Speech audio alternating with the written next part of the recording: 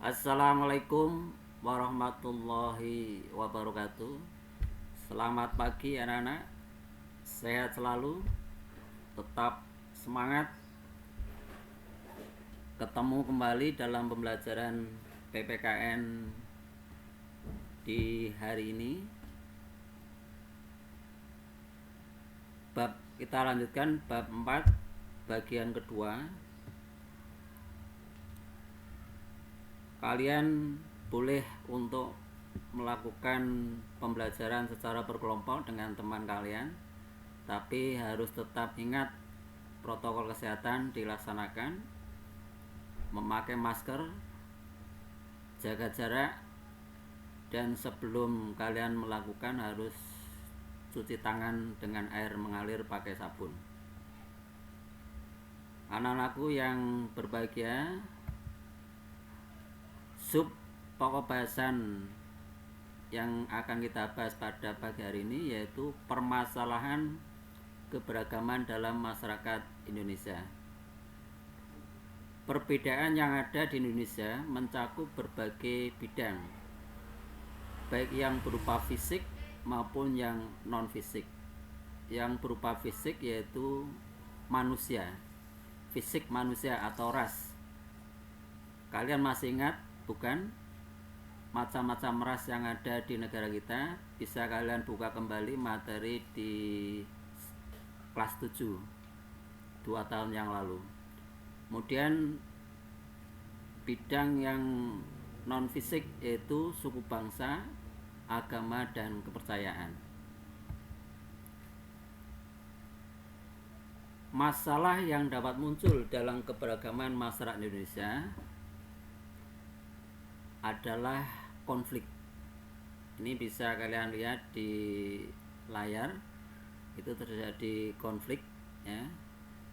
Di itu juga terlihat ada siswa SLTA. Ini apakah kakak-kakak kalian ikut dalam sebuah konflik atau bukan, atau hanya menonton? Tapi Pak Guru mengingatkan kalian jangan ikut serta apapun terjadinya konflik, jangan ikut dalam perbuatan-perbuatan yang tidak sesuai dengan peraturan. Untuk lebih mantapnya kalian bisa buka buku paket PPKN halaman 101 sampai 115. Sudah ketemu anak-anakku? Sudah ya? Kita lanjutkan. Dalam Kamus Bahasa Indonesia, konflik didefinisikan sebagai percekcokan, perselisihan, atau pertentangan.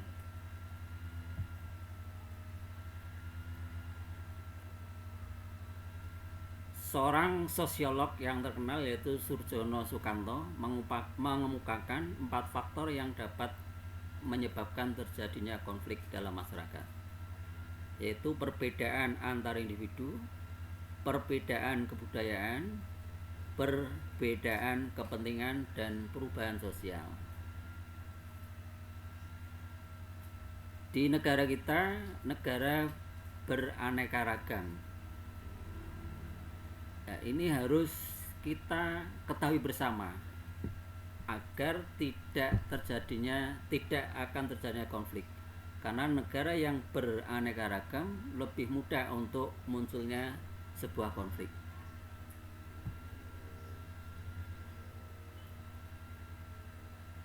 Keberagaman masyarakat Indonesia ini bisa menyebabkan 2 dampak, yaitu dampak positif maupun dampak negatif. Yang pertama, dampak positif keberagaman masyarakat Indonesia. Yang pertama, terjadinya integritas nasional. Yang kedua, sarana menjadikan pergaulan antar suku, agama, budaya, dan golongan. Sedangkan yang nomor 3, memperkaya khasanah budaya bangsa. Sedangkan dampak negatif yang ditimbulkan keberagaman masyarakat Indonesia, yang pertama, terjadinya konflik dalam masyarakat. Yang kedua, munculnya sikap primordialisme. Yang ketiga, munculnya sikap etnosentrisme. Sedangkan yang nomor 4, munculnya fanatisme yang berlebihan. Anak-anakku yang saya banggakan, kalian bisa melihat buku pengertian dari sikap primordialisme, etnosentrisme, dan fanatisme tadi, sehingga kalian lebih jelas. Silakan dicari di buku kalian masing-masing. Sedangkan bentuk-bentuk konflik di masyarakat Indonesia, yang pertama, konflik antar suku. Di negara kita, suku bangsa 1000 lebih atau hampir 3000. Konflik antar agama. Agama yang sah, hidup, dan diakui oleh negara ada 6. Sehingga kemungkinan besar terjadi gesekan antar suku bangsa, antar pemeluk agama yang satu dengan agama yang lain. Konflik antar ras yang kalian sudah pelajari di kelas 7, ada beberapa ras yang ada hidup di Indonesia, sehingga kemungkinan bisa terjadinya konflik. Yang keempat, konflik antar golongan.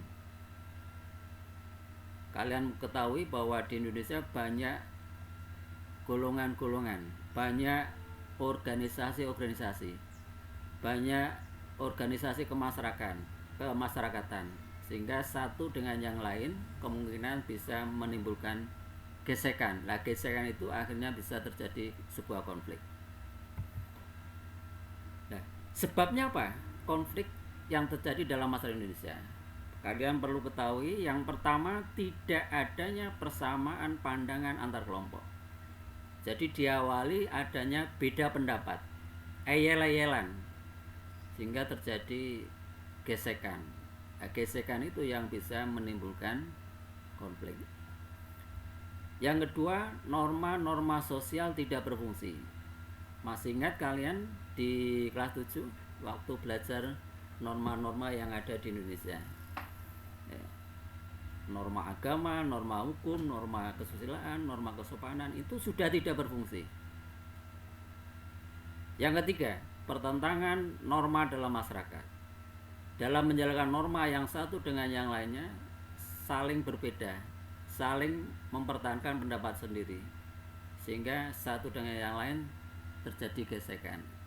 Yang keempat, sanksi pelanggar norma tidak tegas, terutama norma hukum.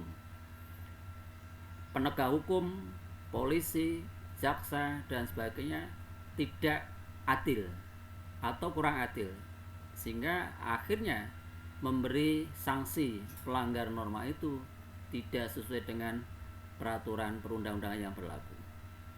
Yang kelima, tindakan masyarakat tidak sesuai dengan norma. Bisa kalian lihat di daerah kalian, adakah masyarakat yang melakukan atau bertingkah laku yang tidak sesuai dengan norma? Contohnya yang mudah saja, kita mengakui beragama Islam tetapi tidak melaksanakan ajaran-ajaran agama Islam. Contoh konkret, tidak melakukan sholat, tidak melakukan puasa, padahal itu diatur dalam norma agama. Kalian berkendaraan, satu motor penumpangnya 3, 4 dan seterusnya, padahal menurut aturan maksimal hanya 2. Adapun penyebab konflik yang nomor 6 atau yang terakhir adalah terjadinya proses disosiatif. Untuk pengertian disosiatif bisa kalian lihat di buku paketnya, nanti dicari pengertiannya apa disosiatif. Untuk selanjutnya anak-anak, terjadinya konflik, apapun konflik tadi, itu bisa menimbulkan sejumlah hal yang sangat merugikan kita. Yang pertama, terjadinya perpecahan dalam masyarakat. Yang kedua, kerugian harta benda, bahkan korban manusia. Yang ketiga, hancurnya nilai-nilai dan norma yang ada. Yang keempat, terjadinya perubahan kepribadian. Saya kira itu pertemuan pada pagi hari ini. Anak-anakku semua tetap belajar dengan semangat, jaga kesehatan kalian, dan untuk tugas pada pagi hari ini silakan kalian tulis di buku tugas kalian jenis-jenis konflik atau konflik-konflik yang pernah terjadi di sekitar tempat tinggal kalian masing-masing. Dicatat di buku tugas serta penyelesaiannya bagaimana. Kemudian setelah dicatat di buku tugas, disimpan dulu di rumah kamu. Nanti kalau pihak sekolah mengundang kalian untuk hadir di sekolah, buku tugas itu dibawa di sekolah, dikumpulkan di meja Pak Imam. Kalau kalian kurang jelas, bisa bertanya dengan Pak Guru dengan melalui WA, Japri WA Pak Imam. Kalian masih ingat nomor WA Pak Imam? Masih ya? Selamat pagi, pokoknya tetap semangat, jaga kesehatan. Akhirul kalam, billahi taufiq hidayah. Wassalamualaikum warahmatullahi wabarakatuh.